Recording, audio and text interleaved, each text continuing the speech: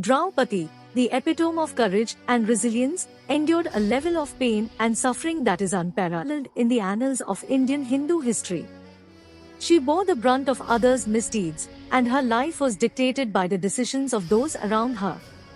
Kunti's mistaken words forced her into a marriage with all five Pandavas, a situation that was not only unusual but also deemed unacceptable by society.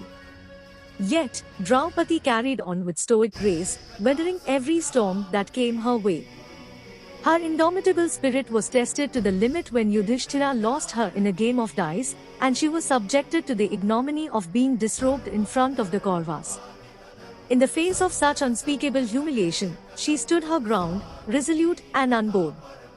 It is truly disheartening that even today, some people hold the misguided belief that Draupadi was responsible for the Kurukshetra war, when in fact, she was nothing more than a hapless victim of circumstance. Kunti was unaware of Arjuna's participation in Draupadi's Swayamvar, during which the Pandavas lived disguised as Brahmins. When Arjuna returned victorious, Kunti, mistaking it for the usual food, urged her five sons to share whatever they had equally. Little did she know that her innocent words would lead to Draupadi's tumultuous fate. Despite being devoted to their mother's words, the Pandavas unknowingly set in motion a series of events that would make Draupadi's life a living nightmare. Eventually, the Pandavas and Kauravas divided the kingdom into two parts, with Hastinapur and Indraprastha being the respective territories. With Yudhishthira being crowned as the emperor, Yudhishthira consulted Draupadi on matters related to the welfare of their subjects. One of the most common misconceptions surrounding Draupadi is that she laughed at Duryodhana when he fell into the water during his visit to Indraprastha, and it led to her disrobing and the Kurukshetra war. However, this is not supported by the original Vyasa Mahabharata. It was actually the other four Pandavas, except Yudhishthira, who witnessed the incident and broke into laughter when Duryodhana mistook the wet floor for land. Unfortunately, this incident was later misinterpreted to implicate Draupadi, perhaps to make the story more emotionally charged. At the time of the incident, Draupadi was busy serving food to everyone, including those with disabilities. The unfortunate event of Draupadi's Vastraharan, caused by Yudhishthira's gambling, is believed to be the root cause of the Kurukshetra war. During Draupadi's Vastraharan, even great warriors like Bhishma, Drona, and Karna remained silent, which was later regretted by Sri Krishna during their final moments. Bhima, in his rage, gave Dushasana the cruelest death for his heinous act of dragging Draupadi by her hair. Duryodhana, who had made the insulting demand that Draupadi sit on his thigh, met his end at the hands of Bhima. Because of Draupadi's prayer to Lord Krishna, the Kauravas were unable to succeed in Draupadi Vastraharan. During this time, Gandhari ran to court and declared that this was a disaster for the kingdom, expressing concern for the future of the kingdom. Upon hearing Gandhari's words, Dhritarashtra became worried about the kingdom and spoke out against the crime committed against Draupadi. He then called Draupadi to him and told her to ask for a boon. She requested the release of Yudhishthira, which Dhritarashtra granted. He then told her to ask for another boon, and she requested the release of the other Pandavas and their weapons, saying that these were the only two boons she needed. But Dhritarashtra granted her requests and returned everything to them, including their kingdom and all that was lost by Yudhishthira. It was only because of Draupadi's words that the Pandavas were able to regain everything. Duryodhana, realizing that Yudhishthira's addiction to gambling had not ended, called him to play once again. This time, the losers would have to spend 12 years in exile and 1 year in anonymity. Once again, Yudhishthira, who had pledged his sanity, was defeated and had to go into exile. In the forest, Yudhishthira performed penance to Lord Surya, who gifted the Pandavas an inexhaustible vessel, the Akshaya Patra. There would be food in it until Draupadi finished eating, but even then, Draupadi could eat only after everyone else had eaten.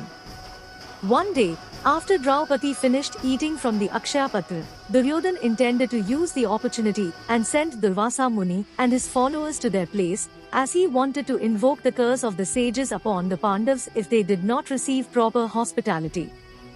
However, Lord Krishna arrived and ate a leftover leaf from the Akshaya Patra, which satisfied everyone, and the sages left them with blessings. Later, while the Pandavas were on a hunting expedition, Jayadratha, the husband of Dushala, the sister of the Kauravas, attempted to abduct Draupadi. The Pandavas caught him, and Bhima tried to kill him. Then Arjuna convinced Bhima to spare Jayadratha due to Dushala's relationship with them. Instead, they punished him by cutting his hair and mutilating him. Draupadi also faced the challenge of living in disguise as Malini, the handmaiden of King Virata, along with the Pandavas who were in hiding. While in this role, she was harassed by Kichaka, the commander of Virata and brother of the queen. Bhima eventually killed Kichaka, and after Kichaka's death, his brothers sought revenge by attempting to throw Draupadi onto Kichaka's pyre. However, Bhima once again rescued her by killing Kichaka's brothers. After the Pandavas' exile, Duryodhana did not accept the Pandavas and Sri Krishna's conditions, and the Kurukshetra war began. Finally, Bhima fulfills his vow by killing Dushasana on the 16th day of the Kurukshetra war. The Vyasa Mahabharata and its interpretations do not mention Draupadi's hair being tied with Dushasana's blood, but this is a regional version of the Mahabharata. This situation is able to indicate how bad the end result could be if someone harasses a woman. However, Bhima breaking the law and breaking Duryodhana's thigh is still not a mistake because Duryodhana's invitation for Draupadi to sit on his lap during the Vastraharan was a part of his immoral actions. So, time forgives Bhima's karma. At the end of the war, Ashwathama kills the Upa Pandavas and others while they were sleeping. This leads to Draupadi facing the grief of losing her sons. She declares that she will not eat or drink until Ashwathama is killed by the Pandavas. Although the Pandavas capture him, Ashwathama uses the powerful Brahmastra on them. Arjuna counters it with his own Brahmashirsha Astra, but Ashwathama sends it into the womb of Uttara, Abhimanyu's wife, to kill the unborn child, Parikshit, who is the grandson of the Pandavas. However, Sri Krishna saves Parikshit from certain death. Ashwathama then surrenders to Sri Krishna, offering the gem on his forehead in exchange for his life. Krishna curses him, and he is banished to wander the earth forever. Despite the loss of her sons, Draupadi is able to forgive even Ashwathama for his actions, knowing that killing him would not bring back what she had lost. Later, she lives with her Pandavas as an empress for 36 years. Later, Sri Krishna goes back to Vaikuntham. The Pandavas left all their wealth and kingdom, and by the order of Rishi Vedvyas, they decided to go to heaven with their alive bodies. But on the way, Draupadi falls down first. When Bhima asks Yudhishthira why Draupadi didn't get to heaven directly, he says that among the Pandavas, Draupadi was most devoted to Arjuna. It was Bhima who raised his voice everywhere for Draupadi and did everything for her. But only in the last days did she really realize it. Yudhishthira finally sees Draupadi, who has attained salvation along with the other Pandavas.